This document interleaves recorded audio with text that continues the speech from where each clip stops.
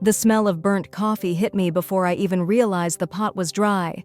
I rushed over, yanked it off the burner, and stared at the dark, scorched bottom smoke curling lazily into the air like a slow, sarcastic applause. I hadn't forgotten it. I just hadn't noticed.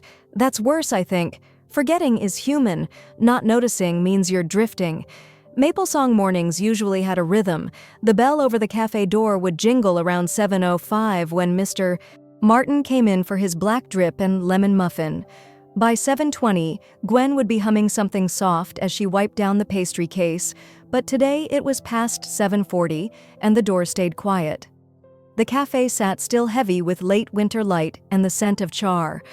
I poured the burnt coffee down the sink, watching the thick liquid swirl into nothing, and leaned on the counter. Outside, the last patches of snow clung to the base of street lamps, melting into gray slush along the sidewalks. A March morning in Vermont, too cold for spring, too tired for winter. My name is Evelyn Brooks. I'm 35 and I've run the Maple Hearth Cafe for the last 11 years. I inherited it after my grandmother passed along with the upstairs apartment and a basement full of hand-labeled mason jars and broken toasters. People around here call me dependable. That's the word they use. Never exciting, never brilliant, just reliable. The front door opened with a soft ring, and Gwen stepped in wrapped in a green puffer and a swirl of cold air. "You okay?" she asked, eyeing the empty tables and sniffing the air. "Smells like regret and over-roast." "Burnt the first pot," I said. "Didn't notice." Gwen raised an eyebrow. "You never miss the timer." I didn't answer. She slipped off her coat and moved behind the counter like she'd done 100 times. We'd been friends since high school, back when the cafe still had checkerboard linoleum floors and an actual payphone near the restrooms. "Busy in your head again?" she asked gently. "Something like that," I muttered, wiping my hands on a towel. I had spent most of last night staring at my phone, rereading an email from my parents. They'd sold their place in Massachusetts years ago and retired to a golf community in Florida. Now they wanted to liquidate assets, their words, not mine, and were casually including the Maple Hearth in that equation. It wasn't even a real proposal, just a line buried beneath updates about pickleball tournaments and bridge club drama. Tyler was coming home. That was the other part. My brother, the golden boy of the Brooks family, he'd apparently hit a rough patch: divorce, job loss, general existential unraveling, and was flying back to Vermont to recalibrate. He said he wanted to talk about the future of the cafe, the future of my cafe. I knew what that meant. Tyler didn't return to Maple Song unless he needed something. By the time Mr. Martin finally came in, I had replaced the coffee, swept the floor, and forced a smile onto my face. He didn't notice anything was off. He never did. After the morning rush, if you could call 4 customers a rush, Gwen leaned on the counter beside me, sipping from her thermos. "You've been quiet lately. Not like your usual quiet, like haunted house quiet." I sighed. "They want to sell the place. The cafe. Mom and Dad." Gwen blinked. "What? And Tyler's flying in next week. Wants to help make decisions." She frowned, brushing a curl behind her ear. "You've kept this place running for over a decade. They don't get to just pull that out from under you." "They can," I said quietly. "They own the deed. Technically, I rent it. I've always paid on time, always covered the taxes. But it's still theirs on paper." Gwen stared at me for a long moment. "Then maybe it's time to think about what you want, not just what keeps the cafe going." I didn't respond. The thought felt foreign, what I want. I'd built my entire adult life around this place, this town, this rhythm. Wanting something else felt like betrayal, or worse, delusion. Later that afternoon, while restocking the supply shelf in the back, I spotted a printed packet sticking out beneath a stack of napkin sleeves. I pulled it free and felt my stomach clench. It was a renovation proposal, full-color high gloss, with sketches of a Maple Hearth retreat and boutique stay. There were notes in Tyler's handwriting: neutral tones for millennials, repurpose counter space into check-in station, and the final blow: cafe function optional. Optional. I gripped the pages until they wrinkled under my fingertips. My cafe, my grandmother's legacy, reduced to a side note in a business plan. When Gwen returned from her break, she found me sitting on the kitchen step, the packet beside me. I didn't cry. I just stared at the industrial fridge humming across the room. "You want me to burn that?" she asked, half joking. I shook my head. "No. I want to remember exactly how invisible I am to them." Gwen sat beside me, our shoulders touching. For a long time we didn't speak. Outside, the sky shifted from silver to amber as late-day sun filtered through the frost-rimmed windows. "I'm tired, Gwen," I whispered. "I know." That night, I stood in front of the bathroom mirror upstairs and took off my apron, not just untying it, removing it like it meant something, like it had weight. I hung it on the hook behind the door and stared at my reflection. For the first time in years, I let myself wonder, what if I walked away, not out of anger, not out of failure, but simply because I wanted something else? Somewhere in the distance, a snowplow groaned to life and scraped down Maple Street, carving a path through the slush. I watched the tail lights fade beyond the frosted glass, and somewhere deep inside, a little crack of light opened in me just enough to imagine a different map, one that didn't begin and end on this street. A car horn honked twice from the alley behind the café, sharp, cheerful, almost theatrical. I glanced out the back window, and there he was, Tyler Brooks, my older brother, stepping out of a shiny rental SUV with aviator sunglasses and a bouquet of sunflowers, like he was arriving at a summer wedding instead of the back door of our dying café. "Surprise," he called up toward the window, spotting me through the glass. "Hope you didn't start the party without me," I didn't wave. I just turned from the window and grabbed a rag to wipe the counter again, already clean. The heat from last night's thoughts hadn't faded. If anything, it had settled deeper, like cold in the floorboards. Outside, the sun had broken through, glinting off the slushy sidewalks and melting icicles that clung stubbornly to the gutters. It was maple song in early spring, muddy in between, not quite ready for renewal. By the time Tyler made it inside, Gwen had already stepped out for a grocery run, leaving me alone behind the counter. He stepped in like he owned the place.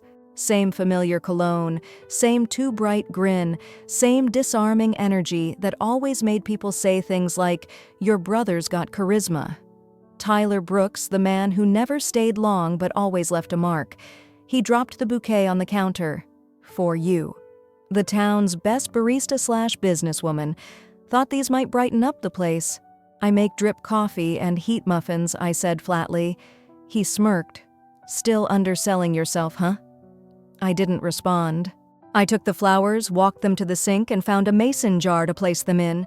The stems were uneven and the petals already wilting on the edges, just like everything else around here past its prime, but still pretending.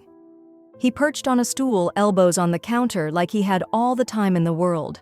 "So, let's talk about the cafe." "Of course."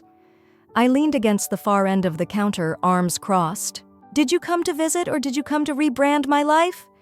He laughed like I was being dramatic. "Come on, Eve. It's not about changing your life. It's about giving this place a new one." He launched into his vision, the Maple Hearth Retreat. Boutique rooms upstairs, a locally sourced brunch menu, possibly even a yoga loft in the old storage shed. He'd already floated the idea past the mayor, and apparently she was very excited about new economic opportunities. "The town needs a little revival," he said, sipping coffee I hadn't offered. "And honestly, so do you." I felt something twist behind my ribs. "You haven't changed a thing in here since, 2010, he continued. "Same wallpaper, same lighting, same menu." "I'm just saying there's potential." "No one asked for potential," I said quietly. "People come here because it's familiar, because it's steady." He waved a hand. Sure. But that doesn't mean you can't evolve. Nostalgia doesn't pay the bills." I turned away, busying myself with wiping the same corner of the counter I'd already cleaned twice. I could feel him watching me, waiting for me to agree like I always used to. But something was different now. That crack of light I'd felt the night before, it was still there, and it was growing. Later that afternoon, a few regulars came in. Mr. Martin with his crossword, Mrs. Lawson and her chihuahua in a baby sling. Tyler jumped up to greet each of them like a mayoral candidate. Warm smile, firm handshake, exaggerated praise. They loved him. Of course they did. He asked about their grandkids remembered details from 5 Christmases ago, made jokes about how Evelyn still didn't allow soy milk. And when Mrs. Lawson said, "It's just lovely to see the Brooks children together again," I wanted to walk into the walk-in freezer and scream. I let him charm them. I didn't interrupt, but something inside me started to sharpen. That evening, he invited Gwen and me to dinner just to talk. I declined. Gwen said she wanted to hear what he had to say. She returned an hour later with raised eyebrows and the beginnings of a headache. "He pitched the boutique cafe idea to me like I was a venture capitalist," she said, pulling off her coat. "He even had a slide deck on his iPad." I stared at her. "He brought a pitch deck to dinner, complete with branding colors," she said. "He wants to call the rooms Sapling Suites." I sat down slowly on the bottom step of the stairs. "He's not just dreaming, he's executing." Gwen sat beside me. "You okay?" "No," I said. "I'm tired. And for the first time in a long time, I think I might be done." She put her hand on mine. "Then it's time to think about you. Not this place, not your parents, not Tyler. You." The next day, Tyler held a small meeting in the cafe before opening hours. Just me, him, and a video call with our parents from their condo in Tampa. My mom wore a wide-brimmed hat, and my dad looked like he'd just come from the golf course. "We've thought long and hard," my dad said, not looking directly at the screen. "And we've decided to sell the cafe." Tyler chimed in. "It'll help me get started again. A chance to rebuild here, close to home, close to my home." They talked about splitting the profit, about how I could take a little time off, about how I'd always been so adaptable. My mom even said, "We just assumed you'd be okay, Evelyn. You've always been so stable, like a table, like a foundation." I didn't cry, I didn't yell. I stood, walked to the back, and pulled my grandmother's photo off the wall, the one that had hung above the pastry case since the day we reopened in 2012. She wore an apron and a soft smile, her eyes proud and kind. I cradled the frame in my hands and walked upstairs without a word. That night, I stood on the porch watching the last sliver of sun slip behind the white pines. The town below me breathed quiet, unaware. I opened my phone, typed slowly, "Artist residencies in New Mexico. Search." A list appeared. Santa Fe, Taos, Albuquerque. I clicked one. A program for photographers and visual storytellers. Applications open. March, start date. I didn't hesitate, because I'd just realized if I stayed, I wouldn't just be losing the cafe, I'd be losing myself. I opened the suitcase and stared at the emptiness inside. The zipper rasped like static in the still air of my apartment above the cafe. I stood motionless for a moment, holding a folded sweater in my hands, heart thudding in my chest like I was committing a betrayal. I had lived in this apartment since I was 24. It was never glamorous low ceilings, creaky floors, the faint scent of roasted coffee baked into the walls, but it had been mine. A place of routines and survival, a place of staying. Now I was packing to leave it, not for a weekend, not for a trip, for real. The wind outside carried the last edge of winter, and every so often I could hear snowmelt drip from the roof hitting the gutter with a soft, rhythmic tap. From below, the cafe was silent. Closed today. My choice. The email from the Santa Fe residency program had arrived that morning. Dear Ms. Brooks, we are pleased to offer you a place in our Spring Artists residency beginning March 15th.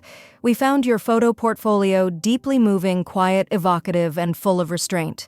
We'd love to help you explore what's next. Welcome to the desert. I had reread the last line a dozen times. Welcome to the desert. It sounded like a poem and a challenge in one breath. I placed the sweater into the suitcase, then pulled out my notebook and began making a list. I've always believed in lists. They're orderly, predictable, unlike emotions. Camera, tripod, 2 rolls of undeveloped film, the red mug from the Café Grand's photo. Hiking boots. That last item made me pause. I hadn't been on a real hike in years, but something told me I might need them. Gwen arrived just after noon, carrying 2 coffees and a plastic bag full of bubble wrap. "You're actually doing it?" she said, looking around the apartment with a half-smile, half-wince expression. Trying to, I replied. We packed in silence for a while, folding linens, wrapping up old dishes, dusting forgotten corners. Gwen found a shoebox full of Polaroids under my bed. We sat cross-legged on the floor and went through them one by one, photos from the cafe's early days, my grandmother in her apron, the opening day banner, Gwen and me with paint on our jeans. You kept all these, she whispered. Couldn't throw them out, I said. A long pause settled between us. Then she looked at me and said, You know, it's okay to grieve a place, even if you're the one choosing to leave it. I nodded, blinking fast. That evening I walked through Maple Song like I was moving through a memory. The town was quiet. March's muddy gray slushed under my boots. I passed the church with the broken bell, the corner bookshop where Mrs. Ellis still handwrites receipts, the little hardware store where Mr. Chan played classic rock and forgot prices regularly. At the post office, I mailed a letter addressed to the residency program confirming my acceptance, even though I'd already replied by email. It felt symbolic, tangible, real. At Lawson's grocer, I ran into Mr. Martin. He asked if the rumors were true. I told him yes, I was leaving. He paused a moment, nodding slowly. Guess the town's gonna lose 2 Brooks at once, he said. Well, 3 if you count the cafe. I wasn't sure if it was meant kindly or as a dig. Probably both. When I got back, Gwen was taping up the last box. She handed me an envelope before she left. Don't open it until you're on the road. That night I stood in the cafe one last time, barefoot on the old pine floors. The lights were off. Only the soft glow of the street lamp filtered in, casting long shadows across the counter and tables. I pulled out Gran's photo from my bag and stared at her eyes, warm, gentle, resilient. The photo had been up on the wall since day 1.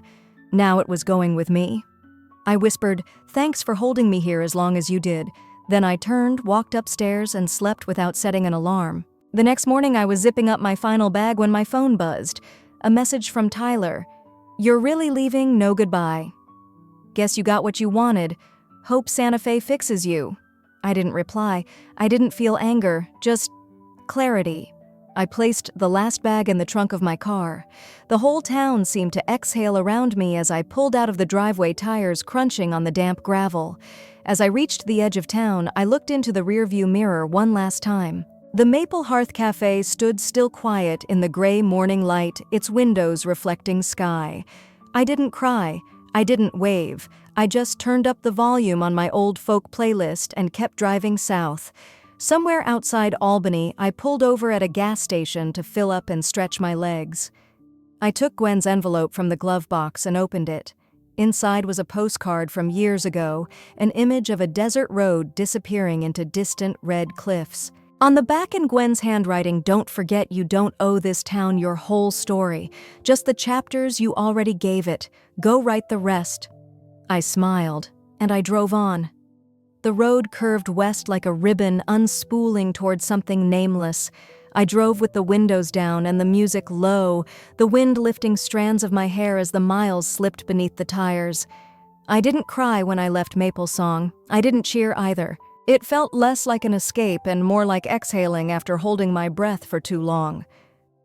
By the second day, the trees had changed. No more pines or maples, just long stretches of flat open land and power lines that hummed in the distance. I passed through towns that didn't even show up on my GPS, gas stations with faded Coca-Cola signs, and one-room diners where everyone turned to look when I walked in. It wasn't loneliness I felt. It was something more unfamiliar. Something like weightlessness. I spent nights in modest roadside motels rooms with floral comforters and TVs bolted to the dressers. I kept Gwen's postcard tucked inside my journal, rereading her words each night before sleep. "You don't owe this town your whole story, just the chapters you already gave it." Somewhere in Missouri, I met a woman named Judy at a truck stop cafe. She was in her 60s, wore a turquoise necklace, and stirred too much sugar into her tea. "You traveling?" she asked, eyeing my New England plates. I nodded, headed to New Mexico, chasing or leaving. That made me pause. I smiled softly. "Neither. I think I'm arriving." She laughed. "Took me till 52 to leave my husband and start making pottery in Taos. Best mistake I ever made." We talked for 20 minutes. When I got up to leave, she pressed a smooth stone into my hand. "It's from the Rio Grande," she said, "to remind you that the most powerful things flow, not stay." I carried that stone in my coat pocket for the rest of the trip. By the time I crossed into New Mexico, the land had changed again. The sky felt bigger somehow, the light less filtered. Mountains rose in the distance like something ancient and watching. I arrived in Santa Fe just after sunset. The city greeted me with adobe walls, lanterns, and air so dry it made my lips crack. My residency studio was tucked on the edge of the Arts District, a small single-room space with exposed beams, a narrow balcony, and a shared courtyard that smelled faintly of sage. There were 7 other residents, painters, sculptors, a poet from Brooklyn, and a retired nurse who made ceramic lamps shaped like tree stumps. My mentor, Miguel, was a soft-spoken sculptor in his 70s who had spent his early years building stage props in Los Angeles before turning to earth art. "The desert humbles people," he told me on my first day. "It doesn't care who you were before you got here." That comforted me more than it should have. I began each morning walking the dry riverbed behind the studio camera slung over my shoulder. I photographed abandoned barns, bleached animal skulls, rows of sunlit mailboxes leaning into wind. I talked to no one, just listened to wind, to silence, to my own long-suppressed thoughts. In the afternoons, I sat in the studio and sorted through my old rolls of film. Maple Song flickered back at me the cafe window after rain, Gwen laughing behind the espresso machine, my grandmother's hands on a rolling pin. But I didn't cry. I didn't ache. I just looked, like the photos belonged to someone else now. Miguel visited once a week to check in. One Tuesday, as I showed him a new series, black and white portraits of doorways, he asked, "What are you trying to say with these?" I hesitated. That every closed thing used to be open. He nodded slowly. "And what happens when you stop asking to go back in?" That night I wrote the first entry in a new blog I'd quietly started under a pseudonym, Maple Song Ghost. I didn't tell anyone, not Gwen, not the residency group, not even myself really. I wrote March 23rd, left a place that called me its backbone. Turns out I was only holding it together because I was scared to hold myself up. Today I walked 6 miles without needing to turn around. The next morning I checked the blog out of habit. One comment had appeared.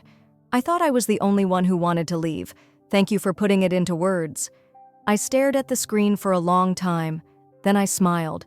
Not the kind you wear, the kind that grows from somewhere internal, unhurried.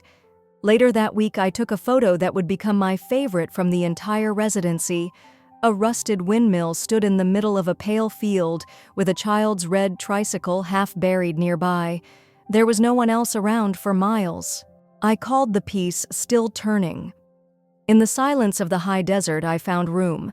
Not just physical space, but emotional breath. The need to prove, to explain, to carry it all began to loosen. One evening, as the sun dipped into the Sangre de Cristo Mountains, I stood on the balcony outside my studio and whispered, "I think I was meant to leave."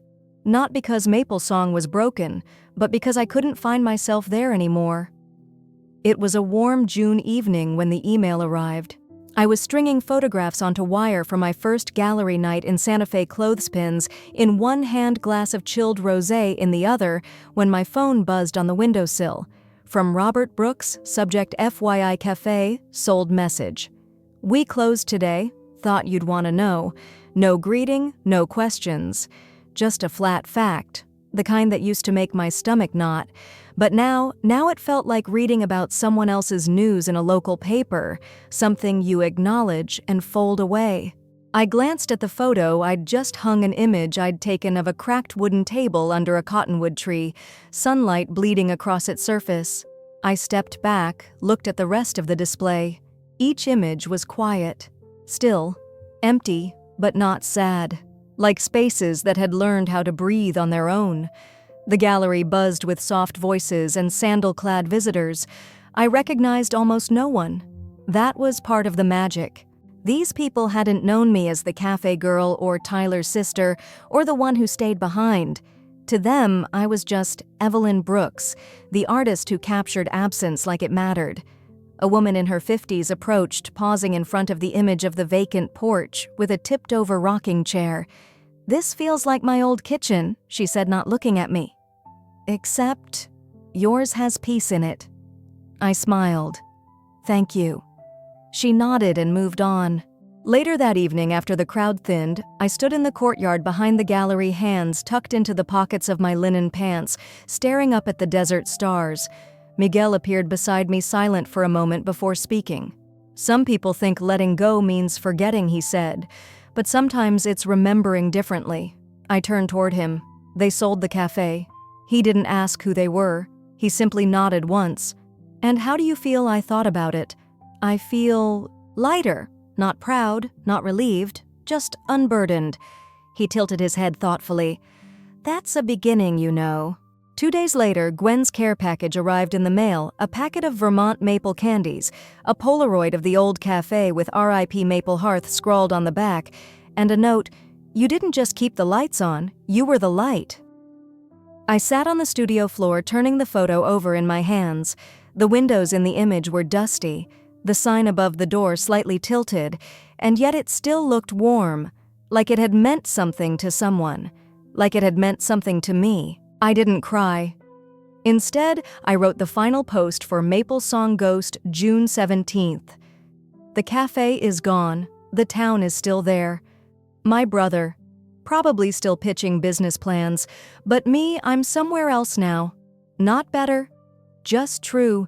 There are no more chapters to write about the place I left, just the ones I'm living now." 3 weeks later, I taught my first photography class at the community center, a group of high schoolers with secondhand cameras and wild imaginations. They didn't care about aperture or ISO. They cared about capturing things like the curve of a grandmother's smile or the moment a dust storm made the world disappear. One girl, Lila, held up a photo she'd taken of her little brother climbing a tree at dusk. "It looks blurry," she said, frowning. I looked at it. "It looks alive." She grinned. On Sundays, I went for long walks through the hills beyond town, camera swinging at my hip, the sky always 10 shades of blue. I didn't check my phone much anymore. I didn't wait for updates from Tyler or my parents. Word came through eventually. Tyler had moved back to Boston. My parents were shopping for condos near a marina. Lorraine, the old neighbor, called once just to say hello. "Samantha's moved back in with your folks," she said casually, not realizing she'd gotten the wrong name. I didn't correct her. Instead, I opened a new browser tab, searched for fall foliage trails in Colorado, and booked a short trip with the money I'd once used for building repairs and loan payments. I was still budgeting, still careful, but the numbers belonged to me now. So did the choices. So did the quiet. One afternoon, I received a letter handwritten in my mother's careful sloping script. The paper smelled faintly of her perfume. She spoke of sleepless nights, of not knowing how to start again, of my father's forgetfulness, and a deep, aching sense of regret. The last line read, "I don't know how much time we have left to fix things, but if you're willing, I'm still here." I didn't tear the letter. I didn't answer. I folded it and placed it in a drawer next to a stack of half-developed negatives and old receipts from my travels, things that mattered once. Things that maybe one day I would revisit, but not yet. By October, I'd finished assembling a new exhibit, this one called The Frame That Holds Nothing. It was less about photographs and more about space photos with gaps, empty doorways, half-written notes projected onto walls. I didn't explain it to people. I let them feel what they needed. At the opening, a middle-aged woman gripped my hand and said, "I don't know why, but your work feels like something I've been trying to say my whole life." I didn't say much back. I just smiled. Because she was right. I used to believe that staying meant loyalty, that sacrificing yourself for family was noble, that holding everything together made you good. Now I know something else. I know that you can walk away without anger, that peace isn't something others give you, it's something you choose again and again. I know that sometimes the most radical thing you can do is start over, and that family is more than shared names or places or guilt. Family is the people who see you not for what you do, but for who you are when you're no longer performing. And even if no one else ever does, I see me now. And that's enough. Evelyn didn't just leave a cafe. She left a version of herself that stayed quiet to keep others comfortable. She walked away from the myth that loyalty means staying, that love means sacrificing, that stability is the same as peace. And somewhere between a folded letter, a rusted windmill, and a girl named Lila holding a blurry photo, she found something else. Not freedom that came from running, but wholeness that came from choosing.